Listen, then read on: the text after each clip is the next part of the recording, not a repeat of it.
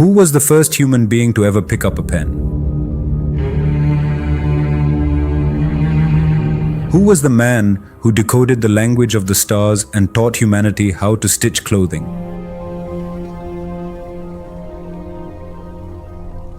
Allah Himself praised him in the Quran, a man of truth. I've never seen him lie, not once. That's why people trust him.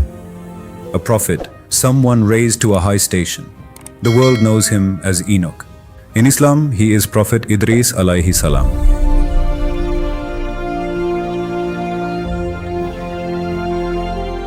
And buried within his story is a mystery that didn't unfold on earth, but in the depths of the fourth heaven.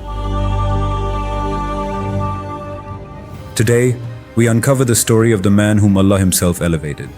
Note, this video draws from the Quran, Sahih Hadith and classical Islamic scholarship. Where sources are historical or from tafsir tradition, we've noted it clearly. Classical Islamic scholars Ibn Kathir, Al-Tabari, Ibn Ishaq preserved three remarkable things about Prophet Idris alayhi salam in their tafsir and historical works.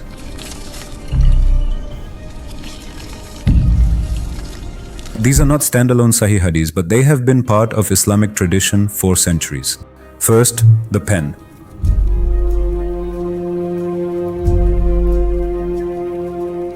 It is narrated that Idris alayhi salam was among the first to write with a pen. He took knowledge that had always been passed down orally and made it permanent. He turned human thought into history. Second, the stars.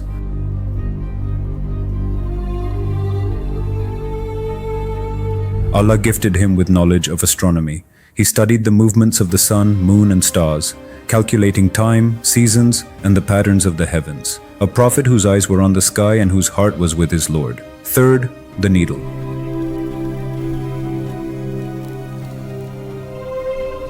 Ibn Kathir records that Idris alayhi salam was a tailor by trade, and it is narrated that with every stitch of his needle, he would say, Subhanallah.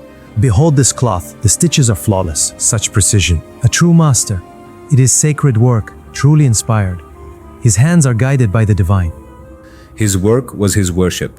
His craft was his remembrance. These are the kinds of people Allah chooses as His prophets. Classical Islamic historical literature, including Al-Tabari and other early scholars, preserves an account from this period. We share it as part of our tradition. Its chain of narration is acknowledged by scholars as uncertain, but it has been narrated for centuries. During the time of Idris alayhi salam, a ruthless king ruled the land. A poor believer had a piece of land. The king wanted it, took it by force, and had the man killed. Allah did not let this pass. The command came to Idris alayhi salam, go to this king and deliver a message. Allah says, I will take revenge for my servant. Your kingdom will fall. The king was furious. The Prophet's life was now in danger. By divine guidance, Idris alayhi salam left the city and left behind the consequences of the king's arrogance. According to these same classical historical accounts, after Idris alayhi salam departed, the sky closed. Not a single drop of rain fell, no harvest, no relief. The people began to understand this was not coincidence, this was consequence. Slowly, they humbled themselves. Sincere repentance spread through the land. And when Idris alayhi salam returned, the king and his people came to him barefoot, broken and begging for mercy. He raised his hands to the sky, and the rain came down. Now we come to the part that is confirmed directly from the Quran and Sahih Hadith. Allah says in Surah Maryam, and we raised him to a high station. And in both Sahih Bukhari and Sahih Muslim, when Prophet Muhammad, peace be upon him, ascended during the night of Isra and Miraj, he met Idris alayhi salam on the fourth heaven. The Messenger of Allah Himself confirmed it. Now, Ibn Kathir preserves a narration in his tafsir to explain the meaning of raised to a high station. This is a tafsiri account, not a separate Sahih Hadith, but it has been cited in classical scholarship for centuries. Ibn Kathir writes, Idris alayhi salam had a close companion among the angels. One day he said to him, Allah has revealed to me that I receive the reward of all the good deeds of mankind every single day on top of my own. I want to increase my deeds even more. Could you speak to the angel of death on my behalf? The angel placed Idris alayhi salam on his wings and ascended toward the heavens, first heaven, second, third.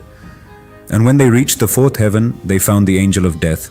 The angel spoke up, Idris alayhi salam has a request. The angel of death was asked about him and said, Idris alayhi salam, where is Idris alayhi salam? The angel replied, he is on my back. The angel of death said, Subhanallah, I was commanded to take the soul of Idris alayhi salam on the fourth heaven. I kept wondering, how would I do this when he is on earth? And look at the decree of Allah. He has been brought to me exactly where it was written. Right there, among the stars he had spent his entire life studying, his soul was taken. By the command of Allah alone. That is what it means to be raised to a high station. Prophet Idris alayhi salam is mentioned only twice in the Quran. But what a mention! A man of truth, a prophet, patient and admitted into the mercy of Allah. A man who picked up the pen, read the heavens, and turned every stitch of his needle into an act of worship.